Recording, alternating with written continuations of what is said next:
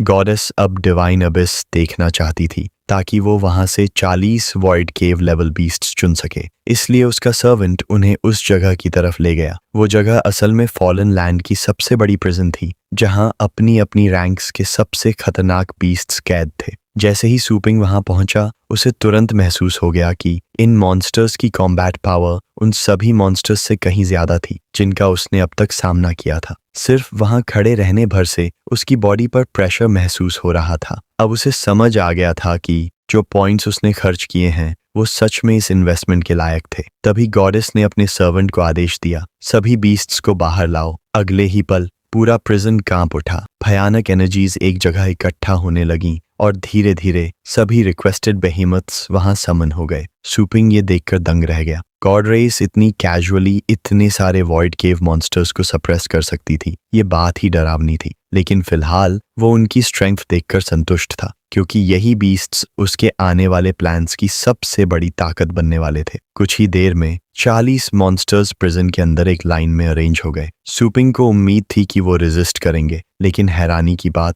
वो सभी क्रीचर्स पूरी तरह ओबीडियंट थे। उनकी आंखों में रिबेलियन तक नहीं था। मिशन पूरा होने पर गॉडेस को उसके पॉइंट्स मिल गए और अब सूपिंग के पास बेचने के लिए 40 वॉइड केव लेवल पेट्स तैयार थे। अगले ही पल उसने एल्डर ली को खबर भेजी। उसने कहा, हमारे पास नई शिपमेंट तैयार है। उधर कॉल पर एल्डर ली लगातार रिपोर्ट सुन रहा था। नई मॉन्स्टर टाइड्स लगातार सिटीज पर हमला कर रही थीं और हर टाइड में नए किंग बीस्ट्स शामिल थे। अब हालात इतने खराब हो चुके थे कि एल्डर ली भी कुछ वॉइड लेवल बीस्ट्स खरीदना चाहता था ताकि इंसानों की तरफ से लड़ाई मजबूत हो सके। बाकी सिटीज की हालत भी लगभग ऐसी ही थी। कुछ समय बाद एल्डर ली खुद शहर में पहुंच गया। उसे देखकर सिविलियंस तक हैरान रह गए, लेकिन उससे भी ज्यादा शॉकिंग बात थी, सूपिंग की शॉप पर मौजूद कस्टमर्स की संख्या। पूरा एरिया लोगों से भरा हुआ था। वहीं एल्डर ली की मुलाकात कैप्टन वुक शू से हुई। दोनों यहाँ एक ही वजह से आए थे। फॉर्मेशन कोलैप्स होने के बाद उनकी पूरी टीम अलग हो गई थी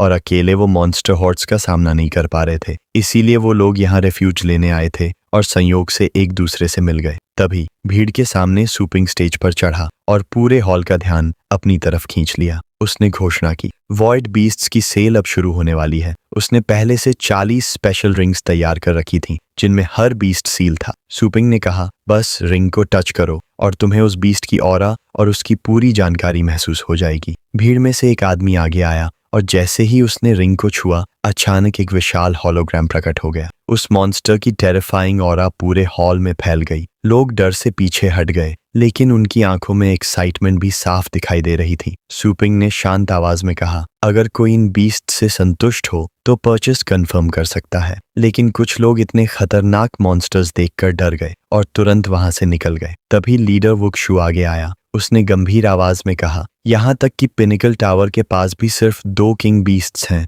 जो इस लेवल तक पहुंचते हैं। लेकिन सूपिंग का एक साथ 40 वॉइड केव लेवल बीस्ट लेकर आना, ये पूरी तरह पागलपन है। भीड़ में मौजूद एक कस्टमर अचानक चिल्ला उठा, क्योंकि उन 20 में से एक के अंदर गॉड रेल्म ब्लड लाइन थी। ये सुनते ही पूरा हॉल शॉक में डूब गया। उधर वुकू ने ध्यान दिया कि उन मॉन्स्टर्स में से एक वॉइड केव रेल्म के बिल्कुल पीक पर था। अब वो दोनों पूरी तरह एक्साइटेड हो चुके थे। उन्हें उस बीस्ट को पाने के लिए किसी भी कीमत की परवाह नहीं थी। तभी सूपिंग ने आखिरकार प्राइस रिवील की। हर एक बीस्ट की कीमत थी 300 मिलियन। पूरा हॉल कुछ पल के लिए शांत हो गया, क्योंकि इतने खतरनाक मॉन्स्टर्स के हिसाब से ये प्राइस बेहद सस्ती थी। असल में ऐसे बीस्ट्स की असली कीमत इससे कई गुना ज्यादा होती, लेकिन सूपिंग ने साफ कहा, ब्लू प्लैनेट की मौजूदा हालत को देखते हुए वो इन्हें इतने कम दाम में बेच रहा है। उसके कस्टमर्स भी पैसे देने को तैयार थे, क्योंकि पिनिकल टावर से उन्हें भारी पेचेक्स मिलते थे। तभी वो आगे बढ़ा और बोला, किंग बीस्ट्स हमेशा सॉवरेन क्रीचर्स माने जाते हैं। ऐसे मॉन्स्टर्स को इतनी कम कीमत में देना तुम्हारी तरफ से बहुत बड़ी जेनरोसिटी है।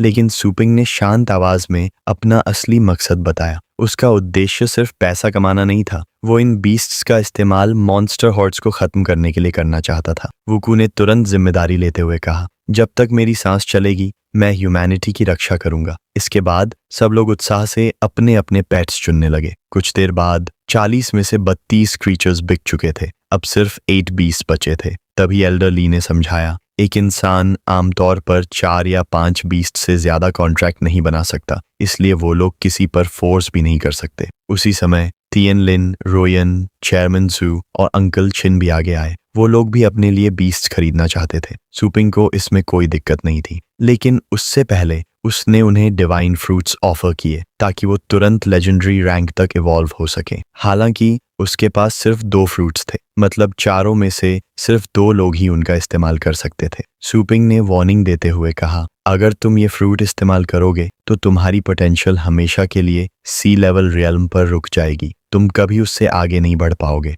लेकिन फिर भी ये लेजेंडरी रैंक तक पहुंचने का मौका था, और अंकल चिन व रोअन जैसे लोगों के लिए जो हमेशा अपनी लिमिट से दुखी रहे थे, ये मौका किसी चमत्कार से कम नहीं था। लेकिन तभी बाकी लोग इमोशनल होकर ड्रामा करने लगे। ये देखकर सुपिंग चिढ़ गया। उसने कहा, इतना सोचने का समय नहीं है, और अगले ही पल उसने दोनों बूढ़ों को जबरदस्ती फ्रूट्स खिला दिए। जैसे ही उन्होंने फ्रूट्स निगले, उनकी बॉडी से भयानक एनर्जी फूट पड़ी। बूम! उनकी शर्ट्स तक फट गईं। बिल्कुल किसी ड्रैगन बॉल ट्रांसफॉर्मेशन की तरह। उनकी मस्कुलर फिजिक्स और बढ़ती ऑरा देखकर आसपास के यंगस्टर्स पूरी तरह ऑ में पड़ गए। उधर वुकू और एल्डर ली लगातार सुपिंग की तारीफ कर रहे थे, क्योंकि उसके पास एंडलेस टेक्निक्स और ट्रेजर्स थे। अब जबकि ये दोनों लोग लेजेंडरी रैंक तक पहुंच चुके थे, वो अपनी नई ताकत से बेहद खुश थे। आखिर वो पहले ही बूढ़े हो चुके थे और इससे आगे बढ़ने की उम्मीद लगभग खत्म हो चुकी थी। इसके बाद सुपिंग ने बाकी बचे 8 किंग बीस्ट्स भी उन्हीं लोगों को दे दिए, और इस तरह सभी वॉइड बीस्ट्स पूरी तरह सोल्ड आउट हो गए। लेकिन उधर वेस्ट सी रीजन में हालात और भी भयानक हो चुके थे। मॉन्स्टर्स खुलेआम तबाही मचा रहे थे, और यहाँ तक कि बैटलशिप्स भी उन्हें रोक नहीं पा रही थीं। लेकिन उन मॉन्स्टर्स को काबू करना लगभग नामुमकिन हो चुका था। समुद्र के अंदर लेवायथन्स हर इंसान को बेरहमी से खत्म कर रहे थे, और डरावनी बात यह थी कि वहां सिर्फ एक मॉन्स्टर नहीं था, एक विशाल क्रैब मॉन्स्टर भी था, और उसके साथ एक भयानक क्रैकन भी समुद्र में तबाही मचा रहा था। लोग धीरे धीरे उम्मीद खोते जा रहे थे, और आखिरकार ज्यादातर लोग उन बीस्ट्स का शिकार बन गए। उधर पिनिकल टावर हेडक्वार्टर्स में नॉर्थ यूरोप और वेस्ट सी रीजन की एनाइलेशन की खबर पहुंच चुकी थी। दोनों क्षेत्रों को भारी नुकसान हुआ था। टावर के सभी हाई मेंबर्स अब समुद्री बीस्ट्स को लेकर परेशान थे। सबसे बड़ा शौक ये था कि वाटर एम्परर, जिसने कभी टावर मास्टर के साथ पैक्ट किया था, उसने भी अब बिट्रेयल कर दिया था। तभी टावर मास्टर ने अपने सबऑर्डिनेट्स के साथ इमरजेंसी कॉल की। उसने आदेश दिया, जो भी लेजेंडरी रैंकर्स मौजूद हैं उन्हें तुरंत इकट्ठा किया जाए। इसीलिए सुपिंग और बाकी लोगों को भी बुलाया गया। वुकू गुस्से में बोला, हमें हमारी पोजीशन से हटाकर यहाँ क्यों बुलाया गया है? तभी सीनियर ली ने भारी आवाज में कहा, अब मेहनत करने का क्या फायदा? फॉर्मेशन कोलैप्स होने की वजह से ही ये पूरी बीस्टाइड शुरू हुई है। मतलब वो लोग इस दुनिया की बर्बादी का दोष वुकू और सुपिंग पर डाल रहे थे। सुपिंग जवाब देने ही वाला था कि तभी एक वॉरियर गुस्से से चिल्लाया। उसने टावर मास्टर को मूर्ख कह दिया। उसने कहा, ये वही लोग हैं जिन्होंने सदियों तक इस धरती की रक्षा की है, और जब इन्हें सप्लाईज चाहिए थीं तब पिनिकल टावर ने उनकी कोई मदद नहीं की। लेकिन उनकी बातें उस शराबी बूढ़े इमॉर्टल के कानों तक नहीं पहुंची। वो अब भी हर चीज का दोष वुक्शु की बटालियन पर डाल रहा था। तभी वुकू भी आगे आया। उसने गुस्से में कहा, अगर हमारी कंट्रीब्यूशन ना होती तो तुम जैसे शराबी आज तक जिंदा भी नहीं रहते। अब सुपिंग का गुस्सा भी खतरनाक स्तर तक पहुंच चुका था। उसने साफ कह दिया, जरूरत पड़ी तो वो पूरे पिनिकल टावर को खत्म कर देगा। हालात इतने तनावपूर्ण हो गए कि टावर मास्टर को खुद बीच में आकर सबको शांत करना पड़ा। लेकिन सुपिंग रुका नहीं। उसने सीधे टावर मास्टर पर टेरेबल मैनेजमेंट का आरोप। हालांकि लड़ाई बढ़ाने के बजाय युअनफंग ने आगे आकर 2 बड़ी समस्याओं के बारे में बताया। पहली समस्या थी रेफ्यूजीज को सुरक्षित जमीन तक पहुंचाने के लिए स्पेशल टनल बनाना। इसके लिए एक प्रॉपर लेजेंडरी रैंकर टीम की जरूरत थी। ये जिम्मेदारी वुकू और उसकी टीम को सौंप दी गई। तभी सुपिंग ने पूछा, ये जुओशन कौन है? तब उसे पता चला कि जुओशन टावर मास्टर का बीस्ट है और उसके पास स्पेस लॉज की शक्तियां हैं। उसकी सबसे बड़ी एबिलिटी थी पूरे पहाड़ों को हिलाना और समुद्र तक भर देना। लेकिन दूसरी समस्या उससे भी ज्यादा खतरनाक थी। उन्हें एक लेजेंडरी रैंक्ड टीम चाहिए थी जो आगे आने वाले विनाश को रोक सके।